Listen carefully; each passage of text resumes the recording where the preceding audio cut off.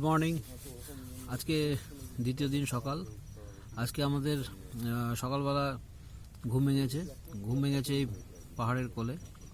তারপরে আমরা ব্রেকফাস্ট সেরে আমরা একটু পরে আমাদের আজকে যাওয়ার প্ল্যান আছে। আজকে আমরা যাব শুশুনিয়া পাহাড়ের মাথায়।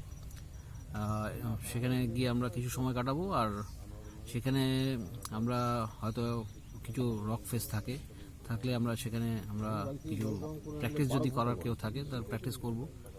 তো এভাবে প্রকৃতির মধ্যে থাকা, প্রকৃতির সঙ্গে মিশে থাকা, আর ওখান থেকে ফিরে এসে আমাদের এখানে এই সামনে আমাদের ক্যাম্পে সামনে যে টিউবওয়েল আছে সেখানে কেউ চান করবে। অনেকে বলছে যে আবার শিলাবনীতে যে বড় দিঘি আছে সেখানে চান করতে যাব আমরা।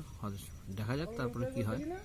তো এই মুহূর্তে আমাদের মোটামুটি সবই ঠিক। এই টেন্টের মধ্যে আমি আছি এই মুহূর্তে, আর বাকিরা আমার সতীর্থরা সবাই রেডি, সবাই ঠিকঠাক তৈরি হয়ে গেছে। এবার আমরা একটু পরে আমরা এখান থেকে বেরোবো। এখান থেকে বেরিয়ে সামনে শুশুনিয়া পাহাড়ের একদম ফ্রন্ট ফেস যেটা বলি আমরা, সেখানে একটা পাহাড়ের গা বেয়ে একটা ঝর্ণা আছে। সেই ঝর্ণাটাকে সরকারিভাবে ওখানে একটা বাঘের মুখ করে দেওয়া হয়েছে, সেখান থেকে যাতে জলটা পড়ে এবং সর্বসাধারণের জন্য এটা ব্যবহারযোগ্য, এবং এটা পানীয় জল। এবং পাশে মা কালীর একটা মন্দির আছে। সেই মন্দিরের পাশ দিয়ে একটা রাস্তা উঠে গেছে, কিন্তু আমরা ওই রাস্তা ধরে যাব না। আমরা এখানে একটা বাংলো আছে যার নাম হচ্ছে কোলে বাংলো। এটা অনেকের কাছে পরিচিত। ও কোলে বাংলোর পাশ দিয়ে যে রাস্তা, সেই রাস্তা দিয়ে আমরা উপরের দিকে যাব। এবার উপরে যাওয়ার রাস্তাতে আমাদের জঙ্গল আছে। এবার জঙ্গলে যেহেতু এখন এই কোভিড সিজনে অনেকে আসেনি এখানে, সুতরাং রাস্তাঘাট এখনও ঠিক জঙ্গল পরিপূর্ণ, এখনও পরিষ্কার হয়নি ঠিক মতো। সুতরাং একটু সাবধানে যেতে হবে, কেননা এই বর্ষার পরে শীত এসেছে, সাপখোপের ভয় তো থাকতেই পারে।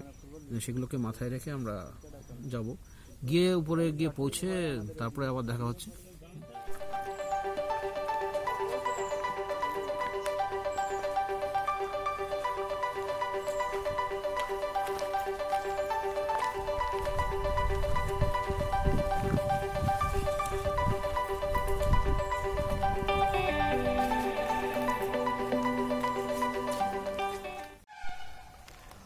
আমরা এখন আমাদের ক্যাম্প সাইট থেকে একটু এগিয়ে এসেছি। আমরা শুশুনিয়া পাহাড়ের একদম ফ্রন্ট ফেস যেটাকে বলে সেই জায়গাতে এসেছি। আর সামনে কোলে বাংলোর ডান হাত দিয়ে যে রাস্তাটা উঠে গেছে, সেই রাস্তা দিয়ে আমরা এবার আস্তে আস্তে পাহাড়ের দিকে উঠব। তো শুরু হচ্ছে আমাদের পাহাড়ের পথ চলা। আর আমরা যেতে যেতে যা যা দেখতে পাবো সেগুলো আস্তে আস্তে শেয়ার করব। আমরা বেশ কিছুটা উপরে উঠে এসেছি। পাহাড়ি পাকদণ্ডী জঙ্গলের মধ্য দিয়ে রাস্তা গেছে। যেহেতু এবছর কোভিডের একটা ছায়া চারিদিকে, সুতরাং যারা আরসিসি করে, রক ক্লাইম্বিং কোর্স করে, তাদের সংখ্যা খুবই সীমিত। এবং পশ্চিমবঙ্গের বিভিন্ন প্রান্ত থেকে এখানে শিক্ষার্থীরা এসে ভিড় জমায়। তার সাথে বহু নাম করা পর্বতারোহীরাও আসেন। তা এবার আমরা এসে সেরকম সংখ্যায় আমরা দেখতে পাইনি। তো প্রকৃতির মধ্যেই আছে। তো সেই প্রকৃতির ভেতর দিয়ে আমরা আস্তে আস্তে শুশুনিয়ার একদম চূড়োয় যাওয়ার রাস্তা, সেই রাস্তা দিয়ে আমরা উঠছি। ছোট্ট পাকদণ্ডী জঙ্গলে ভরা।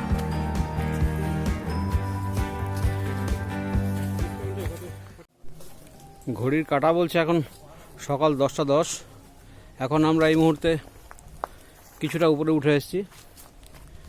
কিছুটা উঠে আমরা একটা জায়গাতে কিছুক্ষণের জন্য একটু দাঁড়িয়ে যাওয়া। পিছনের আমার যারা সঙ্গী তারা কয়েকজন পিছিয়ে গেছে। তো এমনি তো শীতের সকাল, ঠান্ডা আছে, তবে বিরাট কামড় দেওয়া কিছু নয়। এবার চারিদিকে জঙ্গলের মধ্যে দিয়ে আমরা এই পাহাড়ের পাকদণ্ডী বেয়ে উপরে উঠে যাচ্ছি। দেখা যাক উপরে গিয়ে কি দেখি।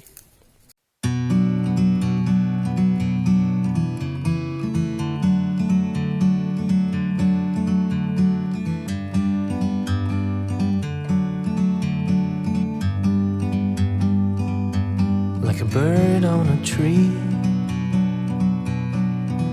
I'm just sitting here. I got time, it's clear to see. আমরা প্রায় শুশুনিয়া পাহাড়ের মাথার কাছাকাছি চলে এসেছি, চূড়োর কাছাকাছি। তো এখানে অনেকটা জায়গা ফাঁকা এবং ফাঁকা জায়গা এবং কিছুটা সমতল। তো এখানে আমার কিছু সঙ্গী এখনও আসেনি, তারা আসুক, তারপরে আমরা সামনের দিকে এগিয়ে যাব। তো জঙ্গলের মধ্যে, এই প্রাকৃতিক পরিবেশের মধ্যে শীতের সকালে আমরা সব একসঙ্গে হেঁটে উঠছি। এই পাহাড়ে ওঠার মজা আলাদা, সেই পাহাড়ের উচ্চতা যতই হোক না কেন। আর বাঙালি নস্টালজিয়া শুশুনিয়া, কারণ শুশুনিয়া আসার আনন্দটাই আলাদা।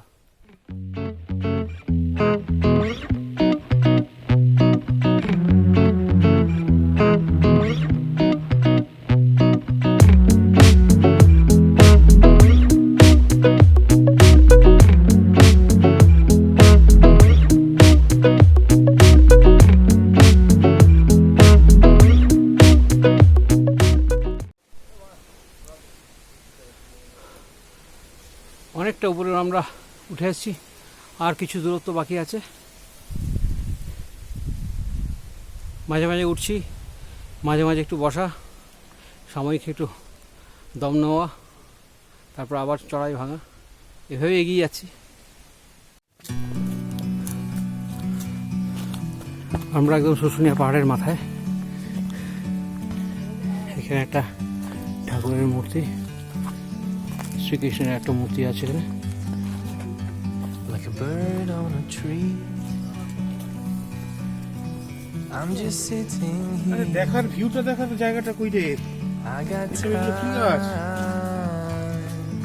চারিদিকে জঙ্গল। হ্যাঁ, ওই কি আমার পায়ের মধ্যে একটা কিছু from up here. The world seems small. We can sit together. It's so beautiful, you and me. We meant to be in the great outdoors, forever free.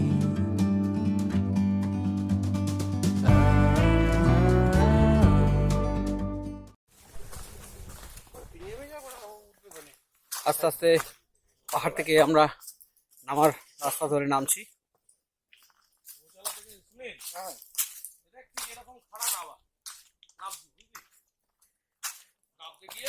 আমি জানি আমি পড়বো। আর দুটো মেয়ে আর একটা ছেলে ছিল, ছেলেটা বাচ্চা ছিল, ওদের ভাই।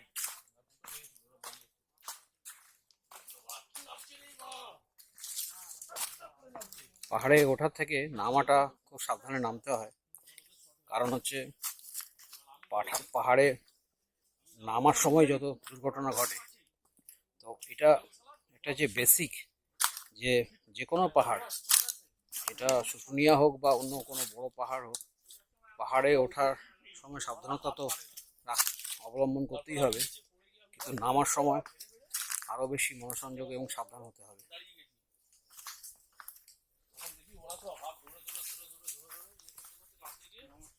অনেকটা ঢাল আমাদের নামতে হবে। আস্তে আস্তে নেমে যাচ্ছে, আর পাথর মধ্যে খুব স্লিপ করে জুতো, সুতরাং পাথরের মধ্যে পা জমিয়ে আস্তে আস্তে নামাটাই উচিত।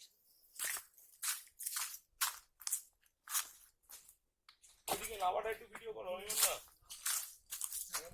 নামাটাই কষ্টকর। এই যে আমরা নামছি,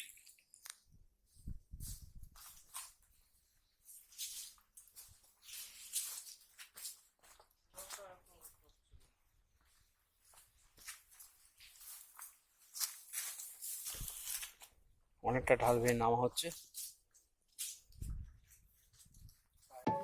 চেকিং পয়েন্টে তবু নামতে পারবি, এটা তুই উঠতি নামতে আর শুশুনিয়া পাহাড়ে দুটো চাতাল আছে পাহাড়ের মাথায়। একটা হচ্ছে সবচেয়ে উঁচু যে চাতাল পাহাড়ের টপ, তার আগে আরেকটা চাতাল আছে। আমরা প্রথমে পাহাড়ের টপে উঠেছিলাম, তারপর কিছুটা নেমে এসে আমরা দ্বিতীয় চাতালে এসে এখন পৌঁছেছি। যারা ঝর্ণার দিক থেকে ওঠে শুশুনিয়া পাহাড়ে, তার প্রথমে এই চাতালে এসে পৌঁছায়, সেখান থেকে উঁচু পাহাড়ে দ্বিতীয় উঁচু চূড়াটাতে যায়। এই রাস্তাটা সোজা নেমে গেছে ঝর্ণার দিক দিয়ে, যেখানে মা কালীর মন্দির আছে, সেই মন্দিরের পাশ দিয়ে এই রাস্তা নেমে গেছে। যারা ওই রাস্তা দিয়ে ওঠে তারা এখানে প্রথমে এসে পৌঁছায়। এখান থেকে ভিউটা দেখা যায় নিচের অনেকটা উপরে। আমরা শুশুনিয়া পাহাড়ের 20 কিলোমিটার দূরে হচ্ছে ছাতনা, আর 1 কিলোমিটার দূরে যে গ্রামের নাম তার নাম হচ্ছে হাপানিয়া, আর 2 কিলোমিটার দূরে শিলাবনি। এই কয়েকটা এই গ্রাম দেখা যাচ্ছে নিচে, এটা হচ্ছে আয়ুষ গ্রাম। পাহাড়ের উপর থেকে ভিউ।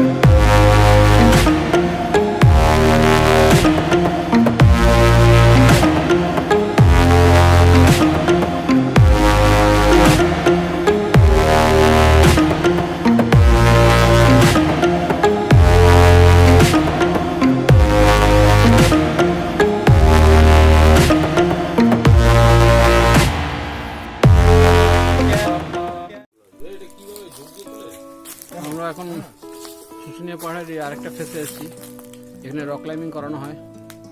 আরসিসি যারা ক্যাম্পার্স তারা এখানে আসে। এবছর আরসিসির কোনো ভিড় নেই, কেউ আসেনি এখানে সেরকম। আর যারা আগে এসছে বা আগামী দিনে আসবে তারাও সংখ্যায় খুব কম। এখানে যে রক ফেস আছে, এসব জায়গাগুলোতে বাচ্চাদের বেসিক ট্রেনিংটা দেওয়া হয় বিভিন্ন ক্লাব থেকে যারা আসে। খানিকটা সমতল এই জায়গা,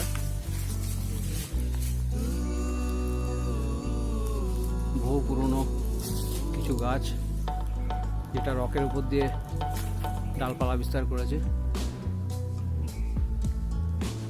ছড়িয়ে ছিটিয়ে আমরা বসে আছি ছায়ার মধ্যে। ঘুরে ফিরে আবার সে শুশুনিয়া, এটা একটা নস্টালজিক ব্যাপার। প্রায় প্রত্যেক বছর এখানে আসা হয়। গত বছর ফেব্রুয়ারিতে আমি এসেছিলাম, অবশ্য দলবল নিয়ে না, আমার ছেলেকে নিয়ে এসেছিলাম। ওকে একটা ট্রেকিং সম্বন্ধে একটা ফ্লেভার দিতে, মানে জঙ্গল ট্রেক কাকে বলে, জঙ্গল টেন্ট কীভাবে পিচ হয়, রক ক্লাইম্বিং কীভাবে হয়, সেগুলো দেখার জন্য ছেলেকে নিয়ে এসেছিলাম। আর তার আগে দুবার পরপর এই শুশুনিয়াতে এসেছি আমরা ক্যাম্প করতে। আমাদের আরোহণ ওয়ান্ডারলাস্ট বলে একটা সংস্থা আছে, তার মাধ্যমে আমি আর অনির্বাণ দুজনেই দুর্গাপুর থেকে এসেছি। আমি থাকি কলকাতায়, আমি আগের দিন চলে আসি ওর বাড়িতে, সেখান থেকে কিছু মার্কেটিং করে আমাদের ক্যাম্পের কিছু জিনিসপত্র নিয়ে আমরা আসি। তো ভীষণ এনজয় করেছি, আবার এনজয় করছি, ভবিষ্যতে আবার আসবো, আবার এনজয় করবো। That's all.